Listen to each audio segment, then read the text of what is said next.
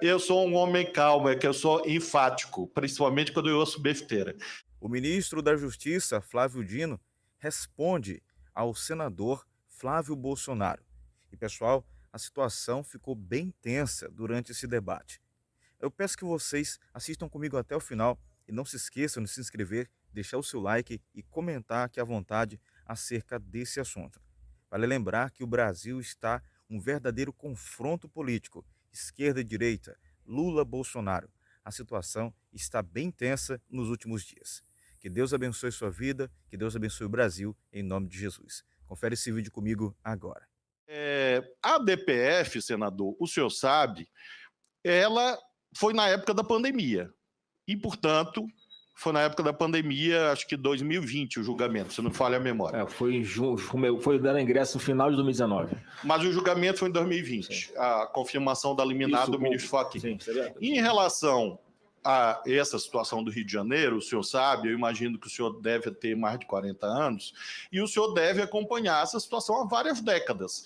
O senhor mesmo trouxe um dado, o senhor mesmo, na sua pergunta, falou assim, dos últimos 5 anos, morreram 121 policiais. Quem era o presidente da República nos últimos 5 anos? Não, presidente. Então, nós não podemos responder pelos dados estatísticos dos últimos 5 anos, porque nos últimos 5 anos, desses últimos 5 anos, nós exercemos o governo em 4 meses. O ponto não é esse, ministro. Não, mas eu... É porque não, só é importante para o raciocínio do ministro. Senador Flávio.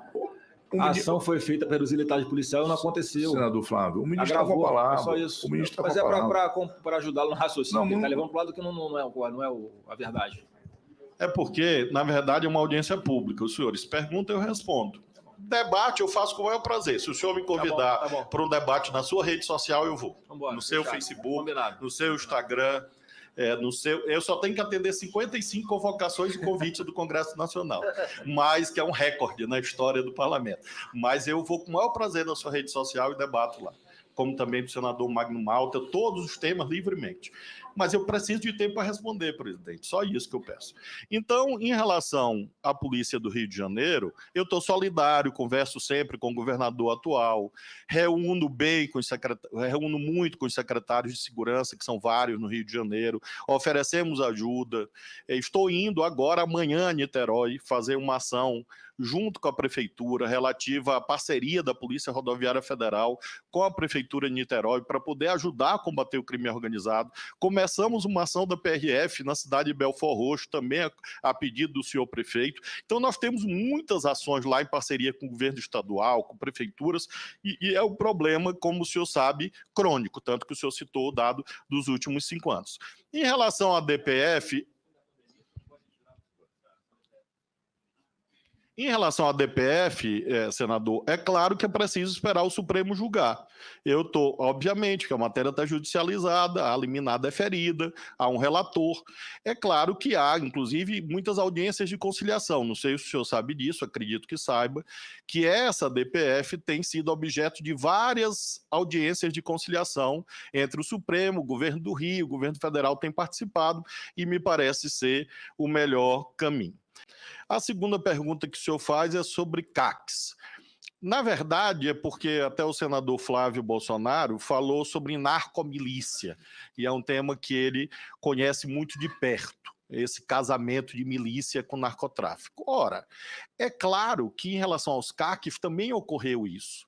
Infelizmente, como o senhor mencionou, criminosos viraram CACs e CACs também se associaram a práticas criminosas. E por isso têm ocorrido as prisões. Ou seja, infelizmente, nós temos uma zona de interseção. É claro que nós temos a imensa maioria dos CACs que não comete crimes, mas nós temos alguns CACs que estão a serviço de organizações criminosas.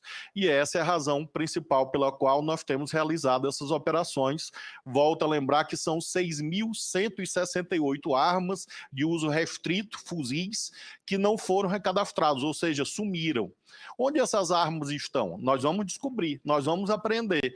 Mas todas as semanas a imprensa brasileira mostra que grande parte dessas armas foi parar exatamente na mão da milícia, exatamente na mão do PCC, do CV e de outras organizações criminosas.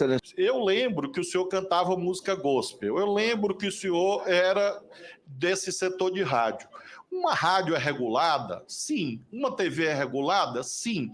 Um parlamentar é regulado? Sim. A família é regulada? Sim. Uma farmácia? Também. Uma fazenda? Também. Um banco? Também. Porque só as plataformas tecnológicas não podem ter regulação. Se todas as atividades humanas, lucrativas ou não, têm regulação jurídica. Quem deu essa imunidade jurídica para 5 empresas que querem controlar o pensamento, controlar a arte, a cultura, controlar a política, a economia, os negócios? Que imunidade é esta? A imunidade do poder financeiro? Que quer, inclusive, ameaçar esse parlamento?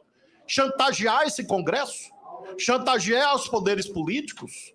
Então, eu sou um homem calmo, é que eu sou enfático, principalmente quando eu ouço besteira.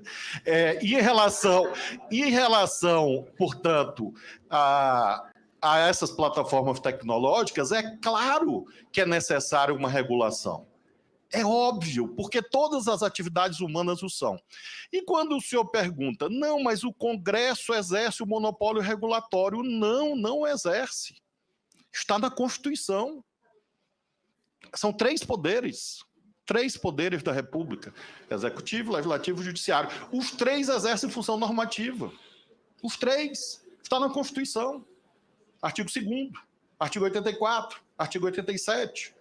Quando o Congresso, me referindo a 84 e 87, o Poder Executivo, quando o Supremo julga uma ação de controle concentrado, ele exerce uma função chamada de legislador negativo. E quando ele fixa a interpretação conforme a Constituição, ele exerce uma função chamada de legislador positivo. Isso está assentado em doutrina do direito constitucional no mundo há muitas décadas. Então, quando eu digo que a função regulatória não é exercida apenas pelo Congresso, eu estou afirmando aquilo que a Constituição define como os 3 poderes do Estado.